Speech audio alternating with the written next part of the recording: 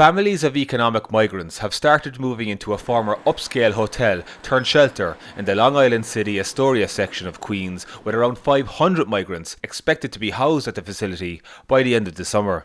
The migrants say they are in New York to work hard for a better life, while local residents and businesses who are empathetic to the migrants' plight are also saying, "Not in my backyard."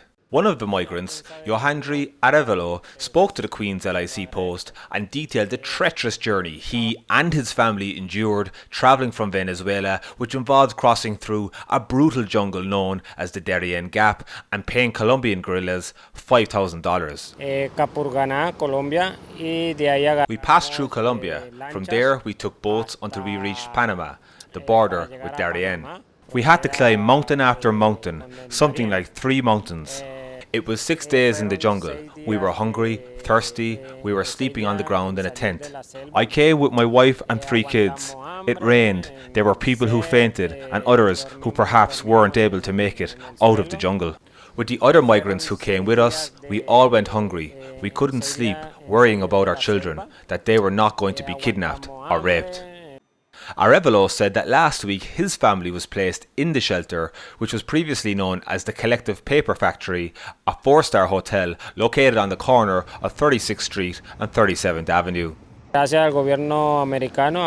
you to the American government. They have helped to put us up here in a hotel, and thank God we're okay. Now I am looking for a job. If anyone knows of one for me, I'd appreciate it.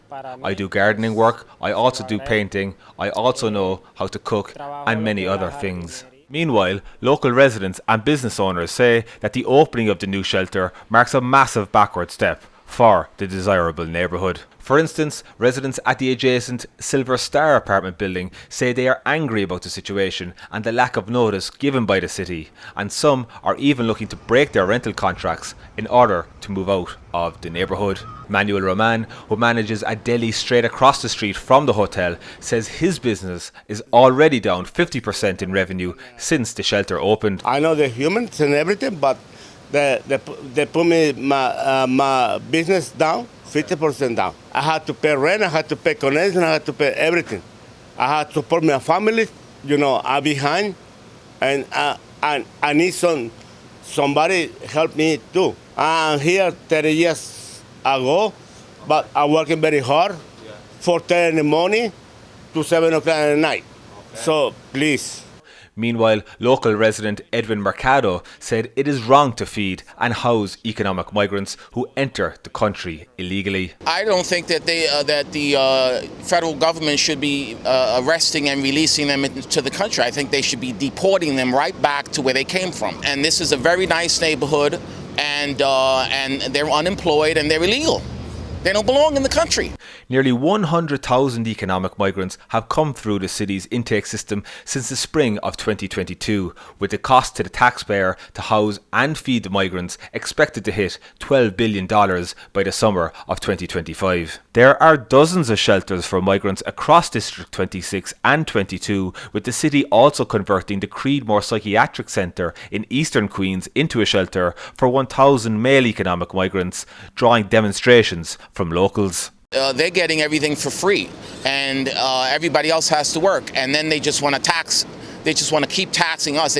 Congestive pricing that they're going to implement in Manhattan, that's another tax. And we have to work, and they're getting everything for free. These illegal immigrants, they're illegal. They're not legitimate. And then there's legitimate migrants that are waiting to come in, and they have to wait online. Americans' opinions are starting to change, and everybody was complaining that because we're not a border state. And now that they're here, now people's minds are starting to change. I think that it's all about them getting votes. These politicians, it's all about whatever gets them votes. It's the majority of the Democrats. They're looking for votes. They don't care how they get the votes, and they don't care that they're damaging the city. For the full story, visit licpost.com.